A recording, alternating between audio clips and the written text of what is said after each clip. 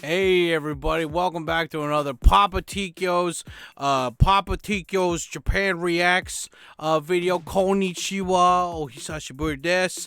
Hi everybody, in case you don't know, my name is Papa Tkyosam, and I've been doing Japan videos on YouTube for quite a long time, and I've been living in Japan for quite a long time. And anyway, yeah, this is a series where I upload a reaction video every Friday, 9 a.m. Tokyo time here. And yeah, today's video is special. It's called 8 Years in Japan, Cultural Insights, Life in Osaka, Tokyo, and Countryside. This video just kept popping up in my recommended feed, so I was like, okay, fine, I'll go check out the video.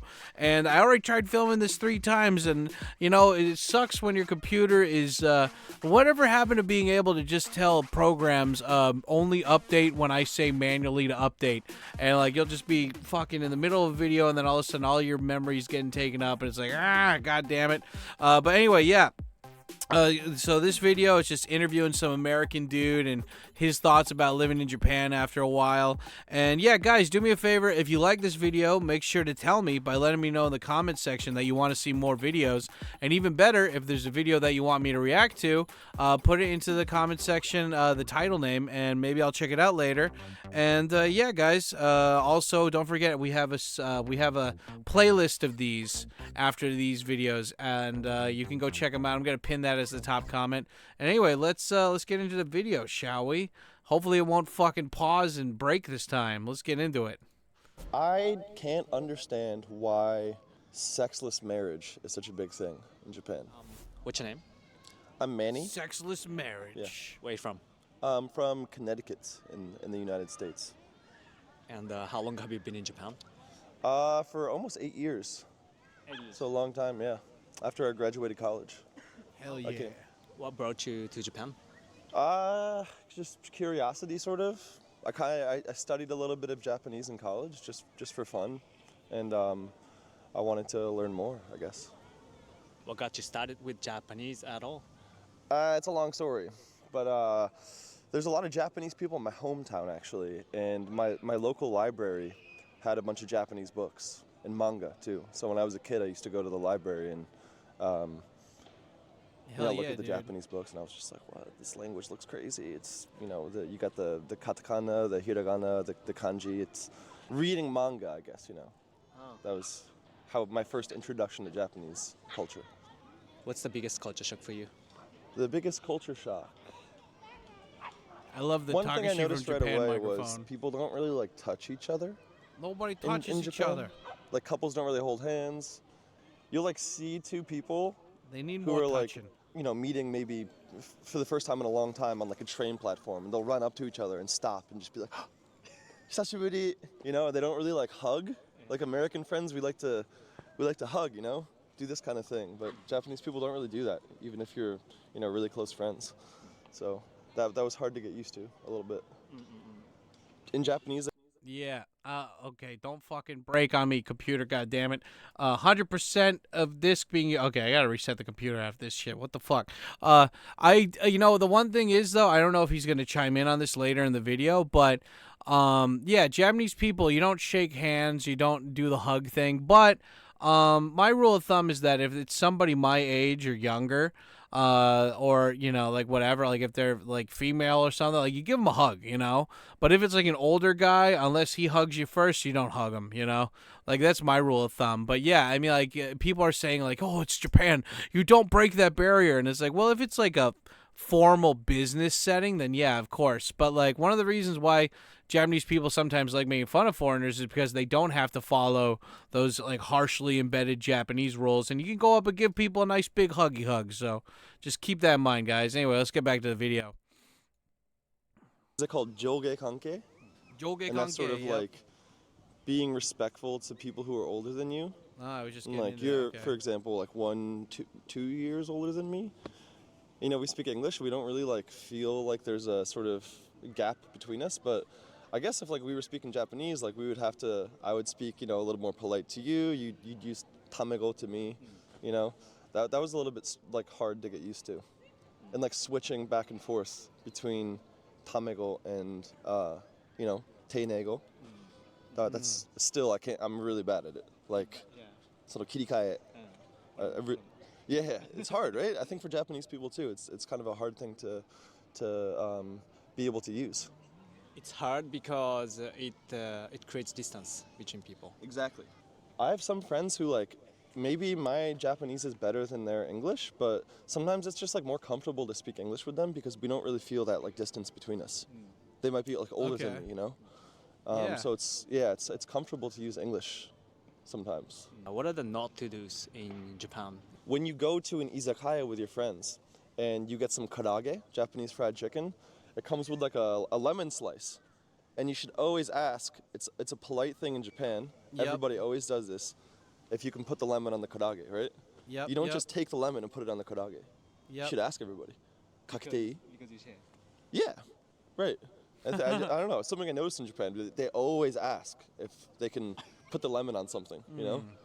Somebody might not like it, and then, Japanese people are very considerate about, their friends and the people around them. So What Damn if you right. don't ask?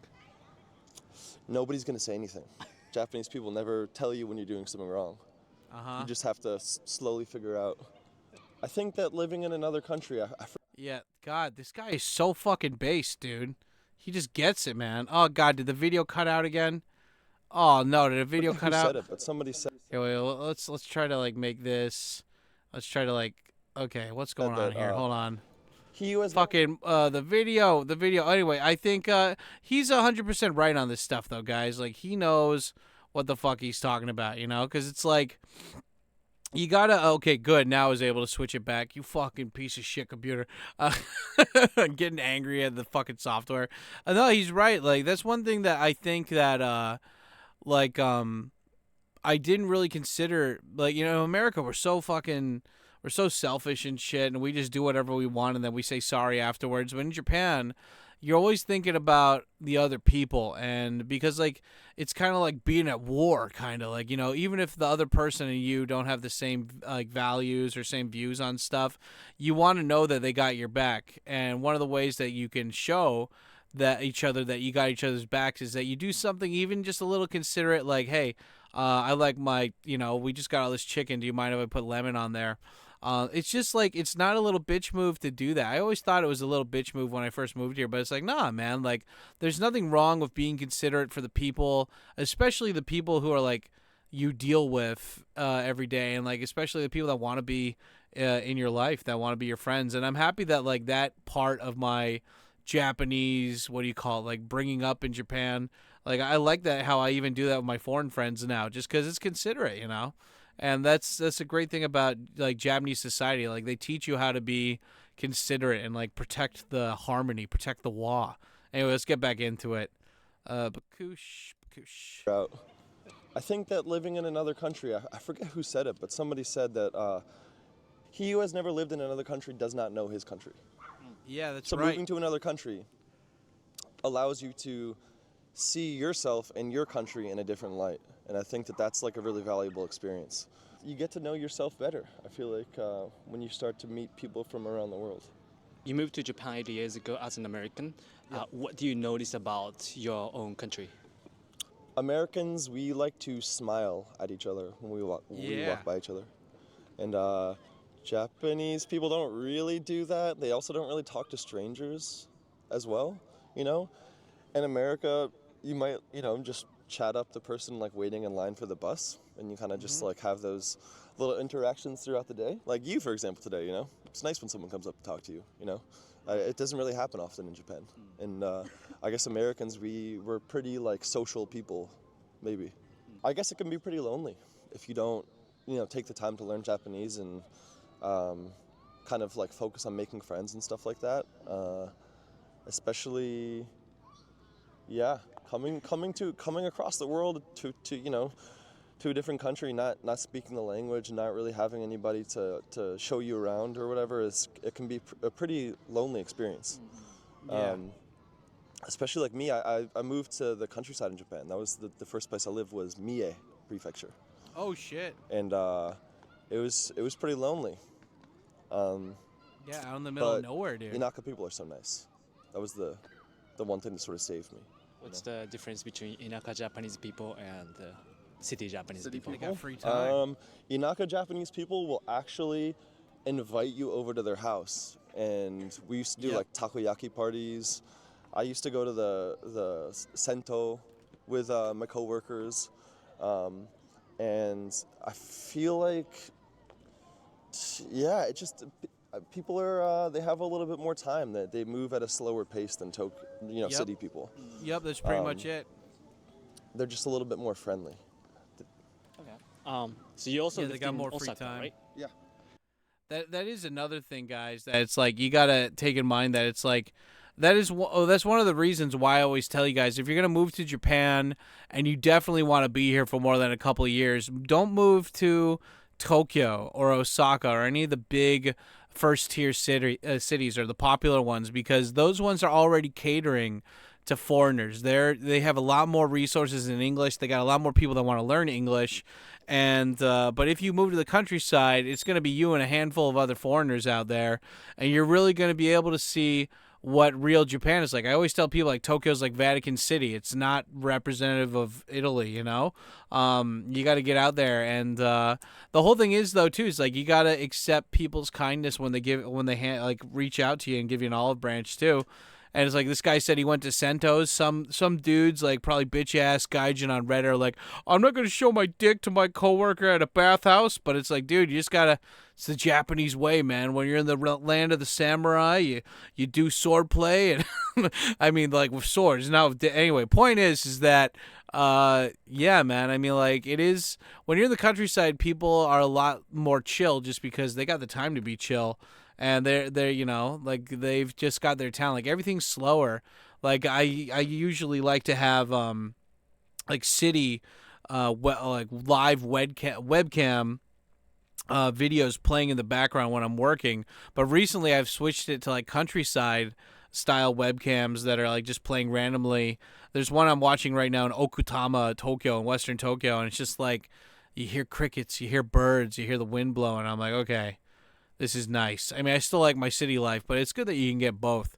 Anyway, sorry, talking too much, interrupting too much. Let's get back to the video. So what's the difference between living in Osaka and living in Tokyo? Osaka is a little bit dirtier. Yep. It's a little bit more dirtier. like rough around the edges, but the people are a little bit more. They say in Osaka, everybody thinks they're a comedian, right? So people are, they maybe don't have as much of experience talking with foreigners and being around foreigners, but they don't really like care, you know? They're just like super loose with it, you know? So I found it personally way easier to make Japanese friends in Osaka. Most of my really good Japanese friends I made in Osaka. In Tokyo, since I came here, it's been a little bit harder to make Japanese friends. Is there anything that you'd never understood or understand about Japanese culture? I can't understand why sexless marriage is such a big thing in Japan. Sexless marriage. I feel like it's pretty common. I have a lot of friends who have gotten married, and you talk to them, and they just say that in most cases, they're a man and they have a wife, and they don't really have sex anymore.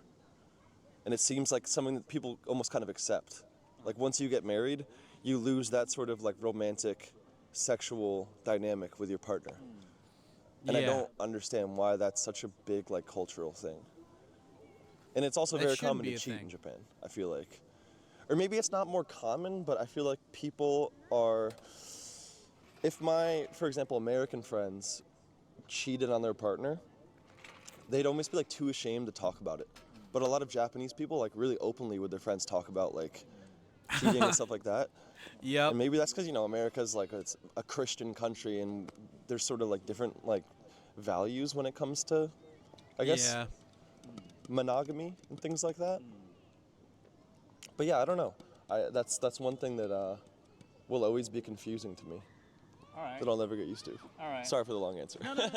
It's Yeah, that's yeah, I mean, okay, fuck. Yeah, so that was an interesting video, man. This guy seems like really chill, like really down to earth. I could get a beer with this guy. This guy's cool, but yeah, I think that's some like really great insight for just a random quick fucking like interview, right? I mean, he talks about how you want to find real Japanese people who are down to earth, you go to the countryside.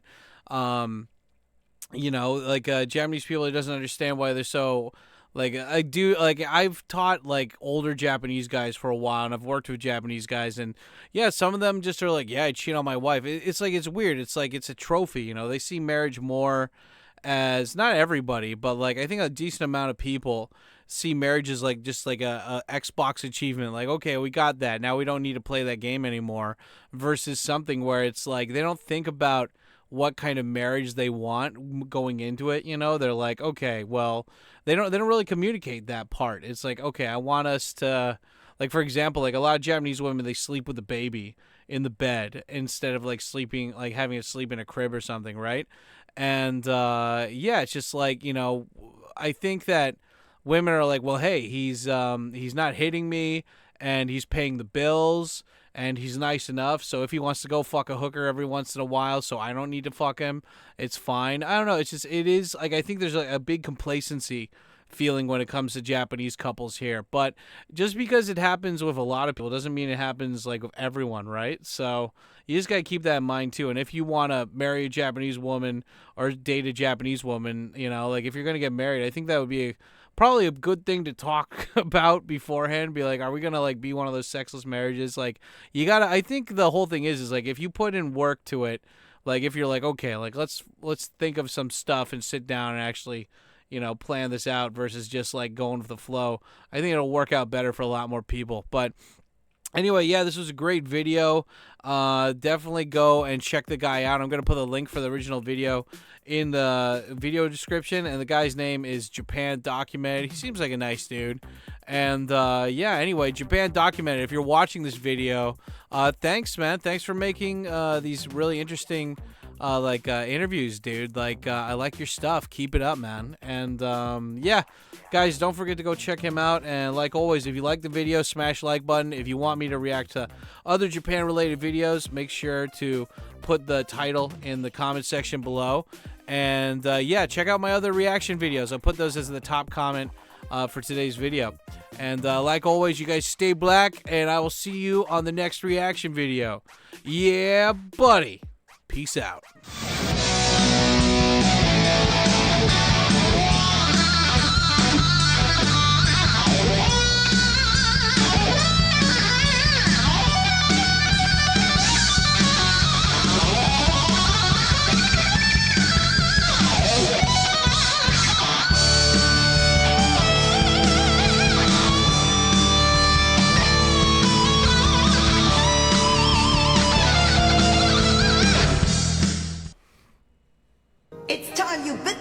And started caring about something with all your heart and energy, but you can't care about it if you're always holding yourself back in case it doesn't work out.